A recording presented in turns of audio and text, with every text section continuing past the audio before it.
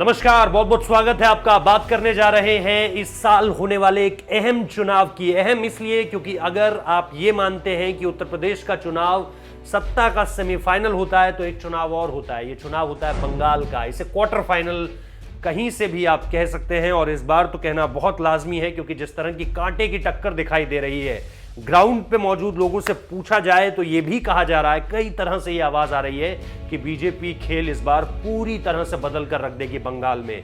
लेकिन दीदी भी पीछे नहीं है और दीदी के समर्थक भी पीछे नहीं है। लेकिन इस बार जो एक बड़ी चीज बार बार सामने निकल कर आ रही है वो ये हो रहा है कि दीदी के अपने लोग उन्हें दगा देकर बीजेपी में शामिल हो रहे हैं। शुभेंदु अधिकारी का नाम तो अब हर कोई जानता है, लेकिन हम बात कर रहे हैं एक और शख्स की, सिंगूर।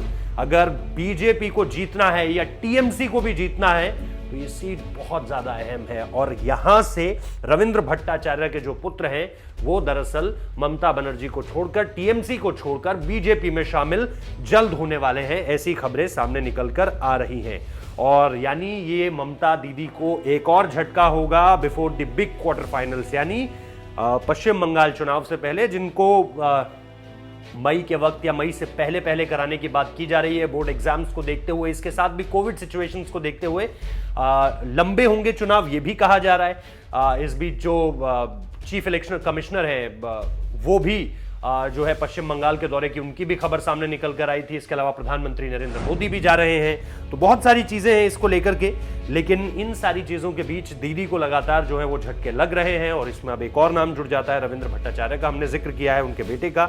और अगर वो बीजेपी में शामिल होते हैं तो टीएमसी के लिए इस इलाके में मुश्किल खड़ी हो जाएगी।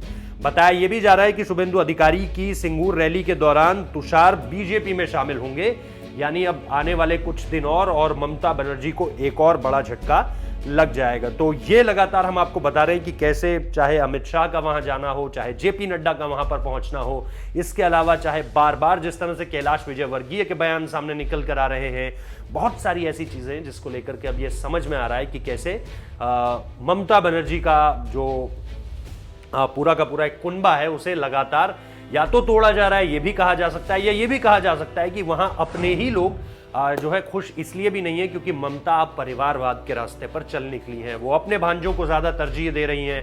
वो चाह रही हैं कि पार्टी को कहीं भी कोई बाहर से कंट्रोल करने की कोशिश ना करे।